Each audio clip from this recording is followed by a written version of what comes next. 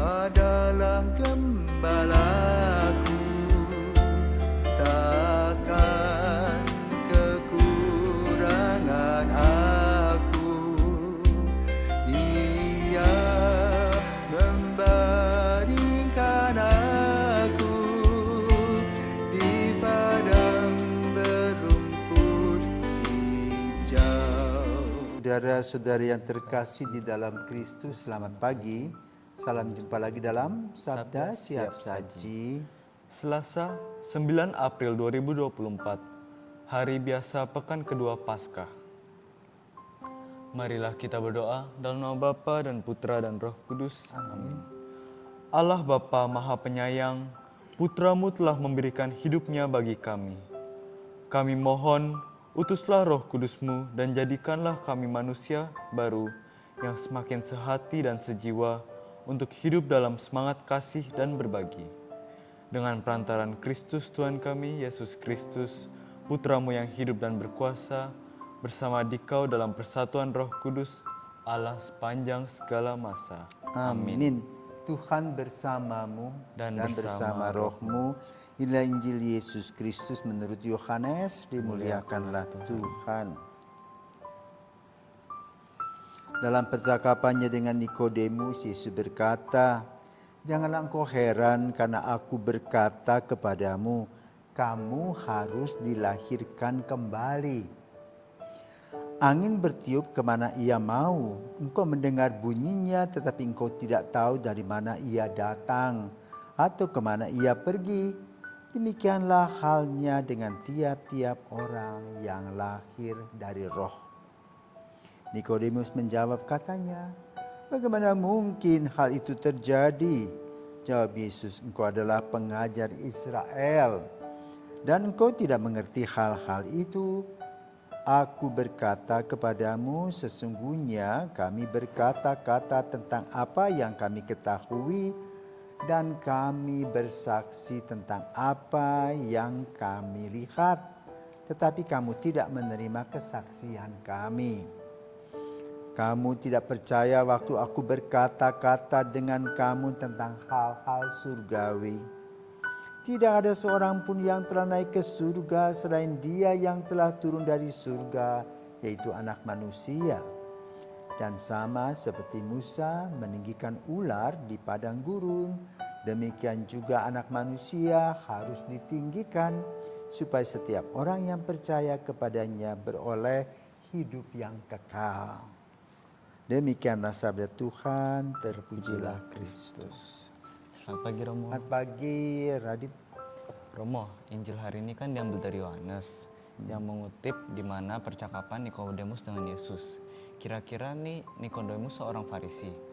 Apa yang dicari dari Nikodemus? Apalagi dia nyarinya nih diam-diam. Ya, Niko, selamat pagi para pirsawan dan Raditya. Nikodemus adalah seorang pengajar Israel, tapi dia gregetan gitu loh. Dia dengar tentang apa yang dilakukan Yesus di luar nalarnya. Ya, bagaimana bisa ya? Hanya dengan memberkati rotinya bisa untuk 4-5 ribu orang. Bersisa lagi, dia dengar. Kedua, orang buta dicelikan, orang lumpuh bisa berjalan, orang kusta sembuh kembali. Begitu banyak yang mengherankan dia. Maka dia bertanya kepada Yesus. Karena itu Yesus berkata, "Engkau harus dilahirkan kembali." Nah, bagaimana logika kita? Kalau dikatakan kamu sudah besar nih, kamu harus dilahirkan kembali. Nah, bagaimana mungkin? Ya, bayi kecil itu ketika keluar dari ibu itu kepalanya sebesar bola kasti, lebih kecil lagi, mungkin sebesar telur ya. Lalu kena udara menjadi besar. Sesudah itu kontraksi otot ibu ini sudah tidak bisa terbuka lagi, langsung klep menutup. Bagaimana bisa masuk? Apalagi sudah setua dia. Ya, logikanya begitu. Nah, sebetulnya apa yang mau disampaikan oleh Yesus? bahwa ada hal-hal yang berkaitan dengan iman itu irasional, tidak masuk akal.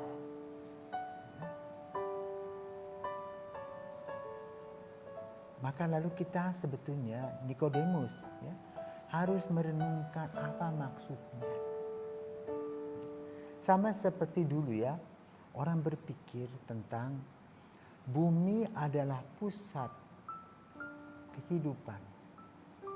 Karena itu digambarkan manusia sebagai citra Allah. Tugasnya adalah memelihara seluruh alam semesta. Kita berpikir bahwa hanya ada di bumi ini saja. Bahkan bumi itu digambarkan dulu datar. Ternyata berputar, berpusing-pusing dia. Karena dia menjadi sumber kehidupan itu, digambarkan bagaimana yang namanya matahari itu mengelilingi kita. Padahal lain, karena itu Galilea adalah kurbannya. Gereja tidak bisa terima, dia dihukum mati. Tetapi lalu gereja merefleksikan kembali apa yang digambarkan oleh Galileo itu betul. Bahwa setelah ditemukan semua planet-planet itu, ya itulah matahari berpusing-pusing putar. Jadi karena badannya lebih besar, gerakannya lebih sedikit. Nah lalu dalam ilmu itu kemudian ditemukan setahun kita mengelilingi matahari, tahun biasa dan tahun kabisat. Maka gereja kemudian referensi kembali. Yang pertama merekomendasi bahwa apa yang disampaikan Galileo itu betul. Gereja mohon maaf atas kehilapan. Karena itu dalam artian kehidupan menggereja kemudian dipisahkan antara iman dan ilmu pengetahuan. Nah kembali kepada Nikodemus. Nikodemus memasuki ilmu pengetahuan yang tidak mungkin. Tetapi Yesus mengajarkan dia secara imani, rohani. Kan itu ditandaskan dengan lebih jelas. Tidak ada seorang pun yang pernah ada di surga kecuali dia yang diutus oleh Bapa. Jadi dalam konteks ini Yesus memperkenalkan kepada Nikodemus siapakah dia. Dia adalah anak Allah, putra Bapa. Yang tahu rencana-rencana kita dan bagaimana rencana itu dieksekusi. Melalui iman, harapan dan kasih. Maka Nikodemus nanti kalau kita perhatikan, ketika Yesus dihukum mati itu, dia juga berkomentar. Dia sebagai teamwork di sana itu, teamwork hakim itu dia juga berkomentar. Kan dia mengerti, artinya mempelajari apa yang disampaikan oleh Yesus. Karena itu dalam ilmu teologi disebutkan adanya revelasi. Tuhan membuka lembar demi lembar. Kehidupan kita dan iman kita. Pada saat Nikodemus hidup, kita belum paham tentang apa yang ditulis oleh Yohanes yang berintikan teologi logos. Itu sabda yang menjelma menjadi manusia dan dari manusia itu dia mulai melaksanakan tugasnya dengan doa, karya, sabda. Untuk apa? Membuat kita mulai terbuka pelan-pelan. Bahwa apa yang disampaikan Yesus itu benar. Jadi kita ditambah pengetahuan imannya. Pada zaman Nikodemus belum. Para murid pun hanya melihat pada saat itu mujizat-mujizat yang mengagumkan, mengherankan. Belum sampai pada pemikiran Allah yang kemudian menderita, belum sampai. Namun dalam waktu tertentu mereka mulai mengolah setelah kebangkitan Yesus. Maka teologi adalah relasi kita dengan Tuhan. Bagaimana kita harus mengolah relasi itu dengan baik dan juga mendengarkan arahan. Nikodemus salah seorang yang mendengarkan arahan oleh Yesus itu dengan merenungkan, ya, tidak lagi mengkritisi lagi, bertanya ini itu, tapi dia merenung. Ya. Karena Yesus berkata, aku berkata-kata kepadamu, sesungguhnya kami berkata-kata tentang apa yang kami ketahui. Kami loh. Dan kami bersaksi tentang apa yang kami lihat, Bapa, Putra, dan Roh Kudus. Tapi kamu tidak bisa melihat, kenapa? Keterbatasan kita sebagai manusia. Kamu tidak percaya. Ya. Waktu aku berkata tentang hal surgawi, belum sampai. Itu. Karena jangan sampai dia merasa dibohongi. Ya. Tetapi Yesus kemudian menerangkan tentang siapakah dirinya. Katakan apa? Tidak ada seorang pun yang telah naik ke surga selain dia yang telah turun dari surga, yaitu anak manusia. Nah, ini yang harus dipegang sebagai pedoman. Bagaimana kita mengolahnya. Ya, sama seperti kamu diberi hadiah dalam bentuk box, kotak. Ya. Ketika kamu dapat kotak itu, kamu mereka-reka. Apa sih isinya? Lalu bagaimana cara, ya, membuka kotak itu? Apakah ada gemboknya atau bagaimana? Atau tinggal diangkat saja. Lalu setelah itu baru dibuat. Ya. Sama seperti kalau teman-temanmu misalnya mau membuat game itu, sebuah benda dibungkus koran besar sampai besar sekali, ya, ada toh?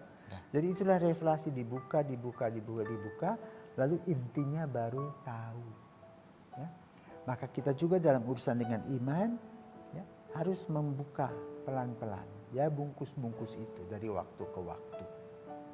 Nah, Yesus memberikan contoh kepada Nikodemus karena dia adalah ahli Taurat, yaitu berurusan dengan Musa. Musa telah melakukan hal yang ajaib. Tentang ular. Ya. Ketika dia berhadapan dengan Firaun, teman sepermainannya dulu, mungkin bermain futsal zamannya dulu Mesir, ya.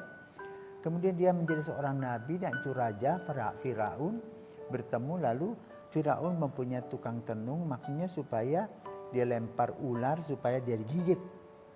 Tetapi Musa dengan tongkatnya lempar dan ular itu mati, masuk ditelan. Ya. Karena itu kemudian ular itu ditinggikan. Ya. Kalau kita pergi ke Bukit Nebo di mana Musa menurut cerita dikuburkan di sana, ada itu tiang besar berbentuk ular. Ya. Karena apa? Dengan iman mereka, dengan melihat ular itu, maka yang berkaitan dengan nilai-nilai tenung itu kalah. Nah, Yesus ingin menekankan segala sesuatu yang dibuat oleh manusia dalam hal keburukan itu dikalahkan oleh anak manusia. Maka bagi orang yang percaya tak perlu takut. Ya, karena Yesus selalu berada di samping kita pada saat situasi dan kondisi yang kurang menguntungkan. Tetapi kita sebagai manusia yang berperasaan takut. Kenapa kita tidak pegang Yesus? Maka dengan pembicaraan antara Yesus dan Nikodemus, ada sebuah hal yang perlu kita perhatikan, yaitu apa? Percaya. Nikodemus percaya. Ya. Tetapi dia belum melihat lanjut. Nah, setelah pengalaman, mungkin dia masih hidup, tidak tertulis, mungkin dalam kitab suci Apokrips mungkin ada, ya, tulisan-tulisan tentang bagaimana iman Nikodemus berkembang setelah Yesus wafat dan bangkit. Tetapi dalam Injil ini Yesus masih hidup, berjumpa dengan Nikodemus secara pribadi dan Nikodemus mengolah imannya. Karena itu kita juga dalam urusan dengan kehidupan kita sehari-hari, kita harus mengolah iman kita setiap hari dengan situasi dan kondisi yang kita hadapi. Ya, ada yang kelaparan, ada yang perang, ada yang macam-macam seperti itu. Tetapi lalu kita mesti bersama-sama dengan Yesus mengolahnya, sehingga kita mendapatkan pengetahuan, sehingga kita mendapatkan solusi dan jalan keluar. Selamat pagi.